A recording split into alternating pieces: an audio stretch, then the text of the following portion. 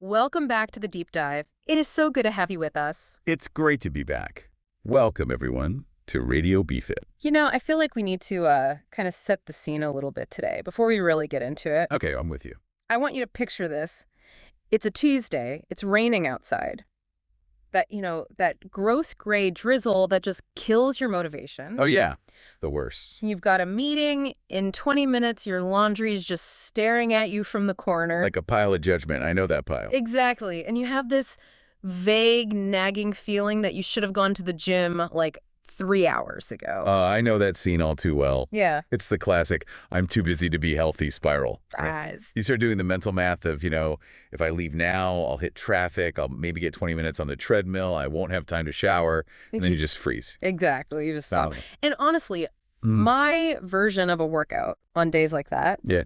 it usually consists of me running late to the car. Or, let's be real, doom scrolling on my phone for 15 minutes while I'm sitting on the edge of my bed in my workout clothes. Oh my gosh, yes. Just debating if it's even worth leaving the house. It's total paralysis. You're definitely not alone in that. Yeah. I think everyone has had that moment where they look at the clock, they realize they only have 20, maybe 30 minutes, Right? and they just think, well, I can't get a full hour in, so Yeah. what's the point? Yes. What is the point? It feels like if you can't do the perfect workout, you shouldn't do anything at all. That's it. Because in my head, a real workout is this like hour-long, sweat-drenched montage sequence. With 80s rock music. Of course. And if I'm not doing that, I feel like I'm just pretending, like I'm cheating the system somehow. And that guilt. That guilt is such a huge barrier. It stops people before they even tie their shoes. It does. But Yeah. what if I told you that the whole idea that you need an hour, what if that's a total myth? Okay. What if that hour-long standard is actually what's keeping you out of shape because it's preventing you from even starting? See, now you're speaking my language. That is the hook I need. Because if I can get the results without the montage, I am listening. Yeah. But I have to say, I'm a little skeptical. It sounds a little bit like an infomercial. I promise, no infomercials today. Yeah. That's actually what we're digging into. We're unpacking the 15-minute fat burn blueprint. The 15 minutes. I mean, that is literally less time than it takes me to decide what to watch on TV. It is. But the mission today is to show you how a precision-engineered 15 minutes can be just as effective. And in some ways, biologically more effective than a long meandering session at the gym where you spend half the time resting or checking texts. I am skeptical, I have to admit, but I'm also very hopeful. Because if I can get ripped in the time it takes to boil pasta, my life is going to change. I know, right? But you have to prove it to me. Okay, deal. We're going to keep it light, no lectures, Yeah. just practical, doable tips based on, real physiology. But to make this make sense, we have to start by busting that hour-long myth you just mentioned. Yeah. Why do you think we believe we need 60 minutes? Where does that come from? I assume it's just tradition. Or maybe volume. I feel like I have this mental block that says if I'm not suffering for 60 minutes, the calorie counter on the machine won't go high enough. Oh, that calorie counter is the biggest liar in the gym. That is a topic for a whole other deep dive. It is, isn't it? The belief that more time equals better results is really the enemy of progress here. The source material we're looking at today makes a really, really strong point. It's not about duration. It's about density. Density. Okay, unpack that for me. Are we talking about like muscle density or how heavy the weights are? Not exactly. Think of workout density as, I don't know, like a physics equation. Okay. It's how much actual work, how much energy expenditure you are packing into the time frame you have. So less checking Instagram between sets. Exactly. Zero checking Instagram. I mean, if you spend an hour at the gym, but you spend 40 minutes of it sitting on a bench scrolling or waiting for a machine, you didn't have a 1-hour workout. You had a 20-minute workout with a lot of breaks. We're just stripping away the breaks. Okay, that makes sense. And the science here, it relies on a concept called EPS. Have you come across that in your reading? EPOC. It sounds like a Star Wars character. Right. Or maybe a bad cologne. Ode to EPX. It does. It stands for excess post-exercise oxygen consumption. Right. But in the fitness world, we usually just call it the afterburn effect. Okay, afterburn sounds much, much cooler. It sounds like a jet engine. That's actually a perfect analogy. Think of it this way. Imagine a long, slow jog. Okay. You're burning calories while you're doing it, sure. There's like a candle burning. It's steady, it's low heat, it's sustainable. You could do it for hours. Right. But when you blow the candle out, when you stop jogging, Mm-hmm. the burning stops almost immediately. Right. Your body returns to its baseline state very quickly. Okay, I follow. That's that steady state cardio we always hear about. Good for the heart, maybe not the most efficient for burning fat long term. Exactly. Now compare that to a 15-minute high-intensity session where you are really pushing your limits. This is like building a massive bonfire. Okay. Or, like you said, revving a drag racer engine to the red line. You're creating a huge metabolic disturbance. You're throwing big logs on the fire. So the system is just stressed. Totally stressed. So when you stop moving after 15 minutes, that fire doesn't just go out. The embers stay hot. Your body has to work overtime to cool down, replenish oxygen stores, flush out lactic acid, repair muscle fibers. Right. It takes a ton of energy to do all that recovery work. So the bonfire keeps burning even while I'm in the shower or sitting in the traffic I was so worried about. Yes, that is the oxygen debt. Wow. Your body has to repay that debt, which keeps your metabolic furnace stoked for hours, sometimes up to 24 hours after the workout is totally finished. Wow. You are literally burning more calories sitting at your desk because of what you did for those 15 minutes. That is a total game changer. So essentially, a really hard 15 minutes creates a bigger ripple effect than a lazy hour. Precisely. It's a superior metabolic stimulus. But, and here's the catch. I know you know there's a catch. I knew It has to be engineered correctly. You can't just flail around. I knew it, so I can't just scroll on my phone aggressively for 15 minutes and call it a day. Sadly, no.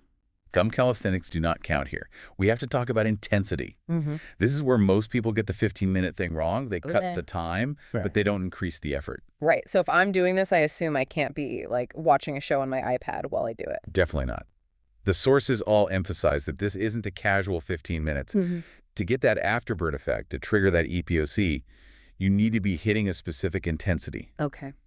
We use something called the RPE, scale rate of perceived exertion. I love a good scale. It makes Sure. things measurable. Break it down for me. So on a scale of 1 to 10, where 1 is, sitting on the couch watching Netflix, and 10 is, I don't know, running from a bear uphill while carrying a backpack. I hate running from bears. That sounds like a panic attack, not a workout.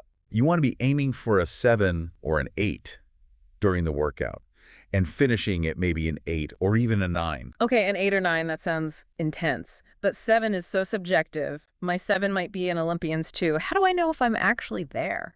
The sensory details are key here. Mm-hmm. Don't even look at a heart rate monitor. Just listen to your body. Okay. You should be breathing hard. You should be sweating. But the biggest indicator, the one I always tell my clients to use, is the talk test. The talk test, is that exactly what it sounds like? It is. If you can hold a full conversation about your weekend plans or debate the latest episode of a TV show while you're doing this, you're not working hard enough. Uh-oh. You're at a 5 or a 6. So if I can explain the entire plot of the movie I watched last night, I need to speed up. Exactly. If you're in that fat burn zone we're talking about, Yeah. you should be able to get out maybe a few words. Yes. No.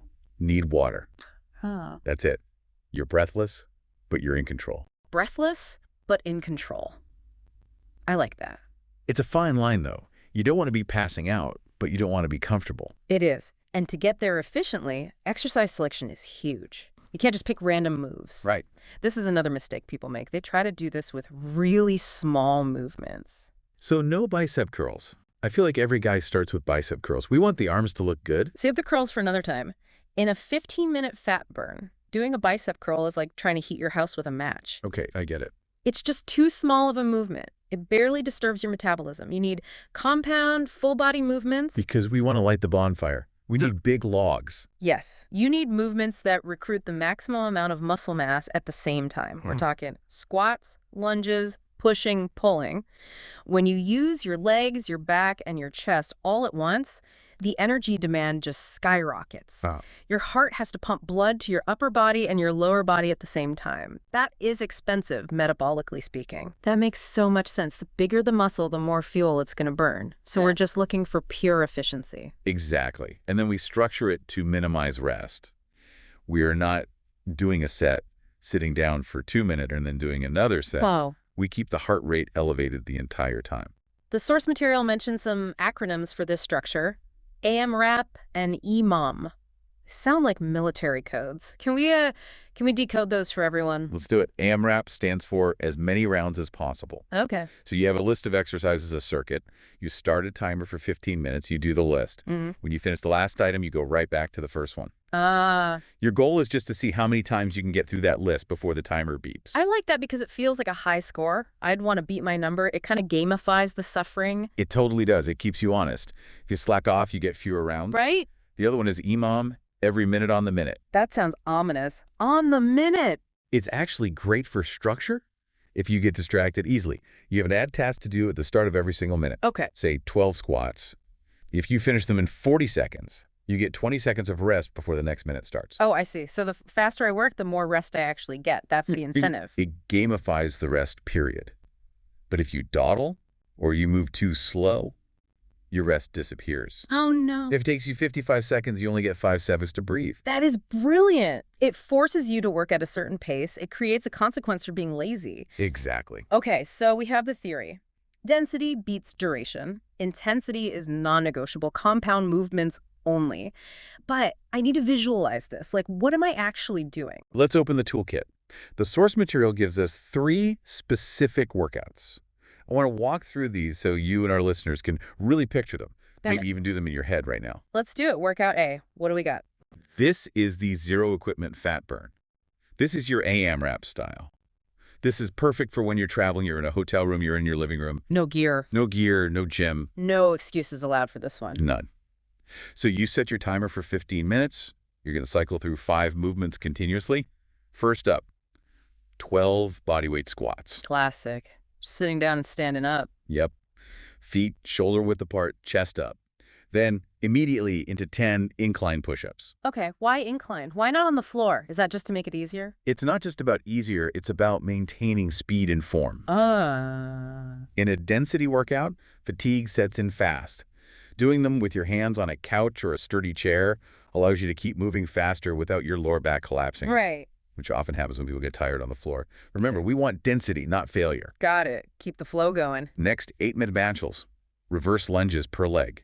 Step back, drop the knee, stand up. Okay. Then 12 hip hinges. Explain the hip hinge for people who might not know what that is. Is that like touching your toes? Think of it like bowing to an audience or shutting a car door with your butt because your hands are full of groceries. Uh-huh. Okay. You push your hips back towards the wall behind you, keep your back flat, feel a stretch in your hamstrings, then snap your hips forward. I'm getting it. It's the motion of a deadlift, but without any weights.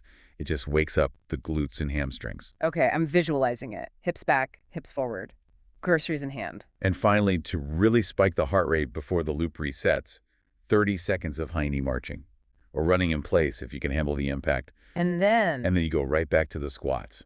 No rest. Oof. For 15 minutes straight? For 15 minutes. You rest only when you absolutely have to just to catch your breath so you don't pass out, then you get right back in. I can see how that would get sweaty very, very quickly. You're moving blood from your legs to your arms to your legs again. Oh, it does. It's systemic fatigue, for sure. Okay, so that's the I have no gear option. Yeah. What if I have some weights? I have a pair of dumbbells gathering dust in my garage next to the lawnmower. Perfect. Dust them off for workout B, the dumbbell Metcon. Metcon just stands for metabolic conditioning. Okay. This one uses the EMOM style we talked about, every minute on the minute. This is the game one. It is. So minute 1, you do 12 goblet squats. You hold 1 dumbbell vertically against your chest, kind of cupping the top like a goblet, and then you squat. Right. That counterbalance actually helps with your depth, doesn't it? It does. It helps keep your chest upright. Mm-hmm. So minute 2, you do 12 bent over rows. Holding a weight in each hand, hinge forward with a flat back and pull them to your hips. Work in the back. Minute 3, 12 Romanian deadlifts. That's the weighted version of the hip hinge we just talked about. You slide the weights down your thighs, feel the stretch, pull back up. And then what? Then you loop right back to the squats for minute 4. You just repeat this cycle 5 times for a total of 15 minutes. I love the simplicity of that. I don't have to count rounds. I just have to wait for the beep. And you really find yourself working for that rest. If you finish your squats in 30 seconds, you feel like a king with 30 seconds of rest. Oh, yeah. But if it takes you 50 seconds, well, good luck on the next minute. You have to earn your recovery. That sounds like a challenge I would totally accept. What's the third one? Workout C is the Tabata finisher. This is for when you want really high intensity and very structured intervals. This is probably the most aggressive one. Tabata. That's the 20 seconds on, 10 seconds off thing. Exactly. It was developed by a Japanese scientist, Dr. Izumi Tabata, for Olympic speed skaters. It's famous for being, well, grueling. Yeah. You work hard, hard for 20 seconds, then you rest for 10. You do that for 4 minutes straight. That sounds awful. I mean, in a good way, but mostly awful. In this plan, we do 3 blocks of 4 minutes. Block 1 is lunges and mountain climbers. You just alternate them. 20 seconds lunges, rest 10. 20 seconds mountain climbers, rest 10. Mountain climbers are the ones where you're in a plank and you're kind of running your knees. Yes. It's like a horizontal run. Block 2 is push-ups and plank taps. And block 3 is skater hops and squat calf raises. Crisp, powerful movements. That's kind of the vibe I'm getting. Exactly. Yeah. Because it's only 20 seconds, you can't get sloppy. You have to just explode through the movement. I mean, you can do anything for 20 seconds, right? That's what I tell myself. Okay, so we have the toolkit. I have my bodyweight circuit, my dumbbell game, and my Tabata torture session. You're all set. But here is the trap I always fall into. I find a workout I like, and I do it. And I do it again. And I do it for 6 months straight until I'm just going through the motions and I'm watching TV while I do it. That is the classic plateau trap. Yeah. The body is an adaptation machine. It's built for survival. Right. If you do the exact same 15 minutes forever, your body gets really efficient at it. It learns how to do it using fewer calories. So it gets lazy. It gets lazy. You stop burning fat, and you stop building muscle. So how do we stop that without making the workout longer? Because the whole point is sticking to 15 minutes. I don't want to add time. We use progressive overload. Sounds very technical. It just means making it harder over time. Since we can't add time, we have to add density or load. Okay, walk me through a month. If I'm doing that dumbbell workout, how do I make it harder next week? Okay, so week 1, let's say you're doing 12 reps of everything. You survive. Great. Barely. Week 2, you don't just do 12 again. You have to change a variable. So maybe you do 12 squats, but you push the rows to 14 and the deadlifts to 14. Okay. Or maybe you just try to do the reps slightly faster to get a little more rest. Okay, so I'm just tweaking the numbers. Week 3, you aim for 14 or 15 reps across the board. You are pushing the limits of that minute. You're cramming more volume into the same box. And week 4? Week 4, you grab heavier dumbbells, add 5 pounds, but, and this is key, you drop the reps back down to 12.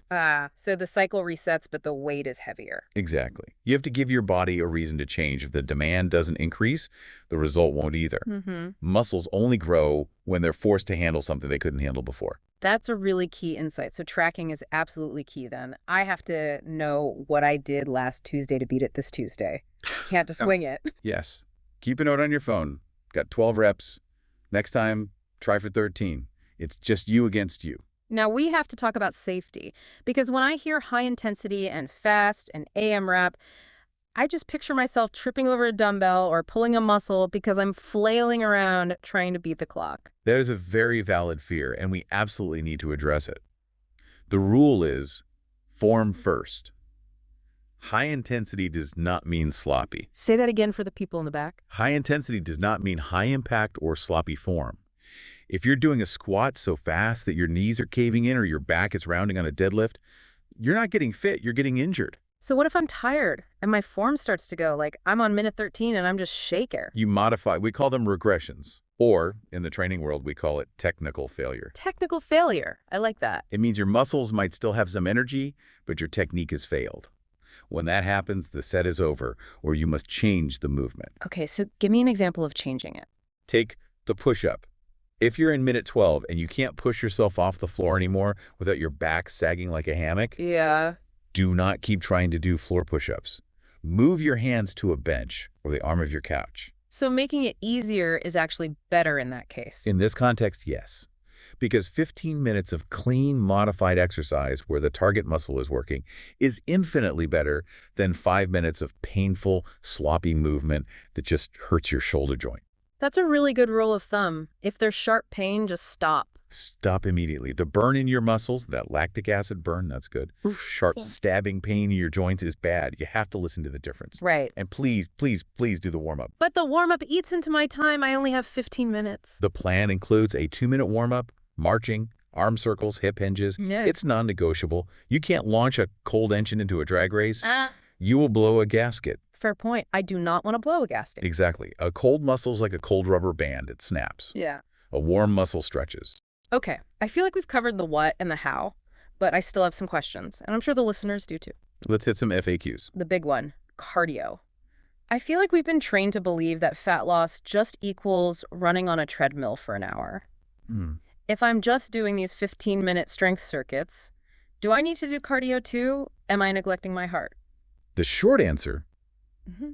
not necessarily for the fat burn itself. These workouts are metabolic conditioning. Your heart rate is going to be through the roof. Right. You are getting cardiovascular benefits from high-rep squats. So I'm getting cardio benefits from the strength work. Absolutely. However, Yeah. for active recovery and just general health, the source does recommend adding maybe 2 or 3 sessions of low-intensity, steady-state cardio on your off days. LISS cardio, like a walk. Exactly. Huh? A brisk 30-minute walk. It helps flesh out the soreness, it lowers cortisol, and it builds your aerobic base. But it won't interfere with your recovery like a hard run would. Okay, I can handle a walk. That sounds pleasant. Next question. Can I do this every day? Because if 15 minutes is good, surely doing it 7 days a week is better. More bonfire, right? No. Resist that urge, Why not? I want results fast. because the magic happens during the rest, not the work. Yeah. When you work out, especially with this level of intensity, you are breaking muscle tissue down. Right. You're stressing your central nervous system. When you rest, your body repairs that tissue and makes it stronger and leaner. That's right. Never rest. If you never rest, you never build. You just stay in a state of chronic breakdown, you'll get burnt out, your sleep will suffer, and you might even get injured. So what's the sweet spot then? 3 to 5 times a week. That is plenty. That feels very, very manageable, even for a busy person. 15 minutes, 3 to 5 times a week. I mean, that is less than an hour and a half total for the whole week. It's incredibly manageable. It just removes that barrier to entry. And that leads to the answer to the most important question. How do I know if I'm succeeding? Is it the scale, the mirror? Those will change eventually. But the real metric is consistency. The profound advantage of this 15-minute protocol is that it removes the I don't have time excuse. Totally. If you show up 4 times a week, every week, that consistency will compound into massive results over a year. It's like the tortoise and the hare thing, but the tortoise is just sprinting for 15 minutes a day. That's a great way to put it. You know, we've thrown a lot of information at people today. The specific moves, the RPE scale, AMRAPs, EMOMs. It's a lot to remember, especially if you're, driving or doing laundry right now. It is. And hey, if you want a simple breakdown of these concepts later, BeFit.ai has free articles, including one called The Consistency Code, that make all this stuff, fitness, nutrition, wellness, feel really clear and doable. Yeah, it's super helpful to have it all written down so you don't have to memorize my ramblings or try to remember what a goblet squat is while you're walking the dog. Definitely check that out. They have guides on form too, which is great. So, as we wrap this up, I'm feeling a shift in my own head. When we started, I was thinking about how I didn't have time for the gym, but now... Now you're realizing that the gym isn't a place, it's an intensity. Exactly. And honestly, it's about redefining the win. This is the psychological shifts that matters most. We have to move away from that all-or-nothing mentality. The victory isn't completing a marathon session once a month. Right. That's actually pretty useless in the long run. The victory is just doing something. It's honoring a small, powerful commitment to yourself. When you set that timer for 15 minutes and you actually do the work, regardless of how tired you are proving to yourself that you're the kind of person who shows up. That's powerful. It's about identity, isn't it? It's proving to yourself that you can make time, even if the laundry is staring at you. Especially when the laundry is staring at you. Yeah. The habit loop is what really matters. Consistency builds the habit, and the habit forges the result. So the next time I'm doom scrolling, I need to catch myself. I need to look at the clock and say, I could be done in 15 minutes. The question isn't, do I have time? The question is, what can I accomplish in the next 15 minutes? I love that. A lot can happen in 15 minutes. You can cook a meal, you can call a friend, or you can completely change your metabolic state for the next 24 hours. Exactly. Well, I'm feeling inspired. I might actually do some lunges in the break room after this. I will join you, but let's keep the form clean. Deal. No sloppy lunges. All right, everyone. Thanks for tuning in to this deep dive. Set that timer. And let your effort be the answer. See you next time on Radio BeFit.